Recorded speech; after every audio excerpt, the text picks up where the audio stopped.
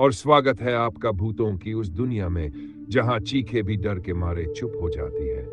यह है भूत की कहानी 33, एक ऐसा स्थान जहां हर रात एक नई रूह अपने डर की दास्तान सुनाने आती है। एक ऐसा अंधेरा जहां रोशनी जाने से डरती है, और एक ऐसी खामोशी जहां हर साया कुछ कहता है। तो अगर आप हिम्मती हैं और सच्चे डर से मिलने की चाह रखते हैं, तो दरवाजा बंद कर लीजिए, पर्दे गिरा दीजिए और अपने बिस्तर में इस तरह लिपट जाए जैसे कोई आपको छू न सके, क्योंकि अब आप प्रवेश कर चुके हैं उस जगह जहां से लौटकर कोई वैसा नहीं रहता जैसा पहले था। सांसें धीमी कर लो, दिल की धड़कनें थाम लो, क्योंकि अब शुरू होती है सच्ची, डरावनी, रूहानी कहानी। भूत की कहानी 33 में, जहां डर सिर्फ कहानी नहीं, हकीकत है। आप देख रहे हैं भूत की कहानी 33 नूर आलम के साथ। अगर आप पहली बार इस चैनल पर आए हैं तो चैनल को सब्सक्राइब करिए, लाइक करिए, कमेंट करिए और अपने दोस्तों के साथ शेयर करिए। अब कहानी का आनंद लीजिए, लेकिन याद रखिए, ये सिर्फ कहानी नहीं है, ये वो हकीकत है जो आज भी उस ट्रेन के अंतिम डिब्बे में सिसक रही है। मेरा नाम रमेश है और जो मैं आपको सुनाने जा रहा हूं वो कोई आम किस्सा नहीं है। ये मेरी जिंदगी की वो काली रात है जो आज तक मेरे ख्वाबों में मुझे झकझोर देती है। उस रात मैं रेलवे डिपार्टमेंट की ओर से एक सर्वे के काम पर निकला था। जगह थी झारखंड के सुदूर इलाके में बसा एक पुराना रेलवे रूट जो अब लगभग बंद हो चुका था। मेरे साथ था मेरा साथी अरविंद। हम दोनों को आदेश मिला था कि हम उस बंद हो चुके सेक्शन की आखिरी रिपोर्ट तैयार करें, लेकिन वहां जाने के लिए कोई गाड़ी नहीं चल रही थी। सिर्फ एक पुरानी मालगाड़ी का आखिरी डिब्बा बचा था जिसमें कुछ जरूरी साजो सामान रखे जाने थे। उसी डिब्बे में हमें बैठकर जाना था। हमें कहा गया रात के 2 बजे प्लेटफॉर्म संख्या 3 पर वो डिब्बा आप दोनों के लिए जुट जाएगा। हमें कुछ अजीब तो लगा, लेकिन ड्यूटी थी, मना नहीं कर सके। हम तय समय पर स्टेशन पहुंचे। पूरी पटरी सुनसान थी, हवा में एक अजीब सी ठंडक थी और ऐसा लग रहा था जैसे हवा खुद कुछ कह रही हो। प्लेटफॉर्म पर ना कोई गार्ड था, ना कोई सिग्नल मैन, बस वही डिब्बा धीरे धीरे सरकता हुआ हमारे सामने आकर रुका। लोहे की जंजीरों से जकड़ा हुआ, जंग खाया हुआ, वो डिब्बा किसी मुर्दा घर से कम नहीं लग रहा था। अरविंद मेरी तरफ देखकर मुस्कुराया। चल रमेश, रोमांच शुरू होता है, और हम दोनों उस डिब्बे में चढ़ गए। जैसे ही दरवाजा बंद हुआ, ट्रेन अपने आप चलने लगी। न कोई इंजन दिखा, न कोई गार्ड, सिर्फ रेल की पटरी पर चलती हुई वो अंधेरे की गाड़ी जिसमें हम दोनों बंद थे। अंदर का माहौल अजीब था। पुरानी लकड़ी की बेंचें, टूटी खिड़कियां और दीवारों पर खून के धब्बे जैसे निशान। मैंने सोचा शायद पेंट निकला हुआ होगा, लेकिन जब एक कोना छूकर देखा तो उंगलियां लाल हो गई।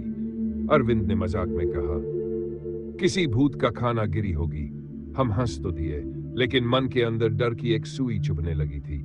आधा घंटा बीत चुका था, ट्रेन चल रही थी, लेकिन खिड़की के बाहर अंधेरा और घना होता जा रहा था।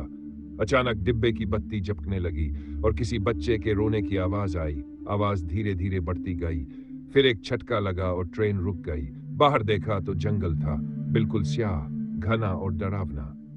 मैंने खिड़की से झांका तो कोई भी इंसान नहीं दिखा, लेकिन तभी डिब्बे के एक कोने से अरविंद की चीख सुनाई दी, रमेश, कोई है यहाँ। मैं दौड़ा, देखा तो वो कांप रहा था। उसकी आंखें फटी हुई थी और हाथ से वह कोना दिखा रहा था जहां अब कोई बैठा था। एक औरत जिसकी पीठ हमारी ओर थी, सिर झुका हुआ, बाल बिखरे हुए और सफेद साड़ी में लिपटी हुई। हमने देखा नहीं था कि वो कब आई और अंदर आई कैसे। दरवाजा बंद था। मैं कांपते हुए बोला, मैडम, आप कौन हैं? लेकिन वो चुप रही। तभी उसने अपना सिर घुमाया और जो चेहरा देखा, उसकी आंखें थी ही नहीं, सिर्फ गड्ढे और मुंह से खून बहता हुआ। अरविंद बेहोश हो गया और मैं वहीं जम गया। उस औरत ने मुझे देखा और बोली, तुम लोग क्यों आए हो इस डिब्बे में? ये मेरा है, मेरा है। और वो अचानक हवा में उड़ती हुई हमारे सामने मंडराने लगी। डिब्बा अब रुक चुका था, बाहर कुछ भी नहीं था, न स्टेशन, न जंगल, बस एक शून्य था, जैसे हम किसी और दुनिया में पहुंच गए हों। मैंने हिम्मत करके दरवाजा खोलना चाहा, लेकिन दरवाजा भी अब अंदर से लोहे की सलाखों से बंद हो चुका था। तभी उस औरत ने जोर से चीखा, तुम दोनों मरोगे। और डिब्बे की सारी बत्तियां बंद हो गई। अब सिर्फ अंधेरा था और उसके पैरों की चूड़ियों की आवाज और फिर ट्रेन एक बार फिर चल पड़ी, लेकिन उल्टी दिशा में। अब अरविंद होश में आ चुका था और हम दोनों चिल्ला रहे थे, रो रहे थे। तभी अरविंद बोला, रमेश, मैंने पढ़ा था, ये वही डिब्बा है जिसमें 15 साल पहले एक औरत ने बच्चे के साथ आत्महत्या की थी। तब से ये डिब्बा जब जब जुड़ता है, कोई ना कोई मर जाता है। मैं कांप गया और सोचने लगा, कहीं हम अगला शिकार तो नहीं। अब वो औरत हमारे सामने आकर बैठ गई। उसने कहा, तुम लोगों को माफी चाहिए, तो मेरे बेटे को ढूंढो। हम डरते हुए बोले, कहाँ है वो? वो बोली, वहीं नीचे इस बक्से के अंदर। हम दोनों ने कांपते हाथों से बक्सा खोला। अंदर एक कंकाल था, बच्चे का, जिसकी आंखें अब भी खुली थी। फिर उसने कहा, अब तुम जा सकते हो, लेकिन याद रखना, अगली बार कोई और इस डिब्बे में चढ़ेगा तो मैं फिर आऊंगी। और वो अचानक आग में बदलकर हवा में उड़ गई। डिब्बा झटका खाकर रुक गया और जब हमने बाहर देखा, हम उसी स्टेशन पर थे जहां से चले थे, लेकिन घड़ी रात के 2 बजा रही थी।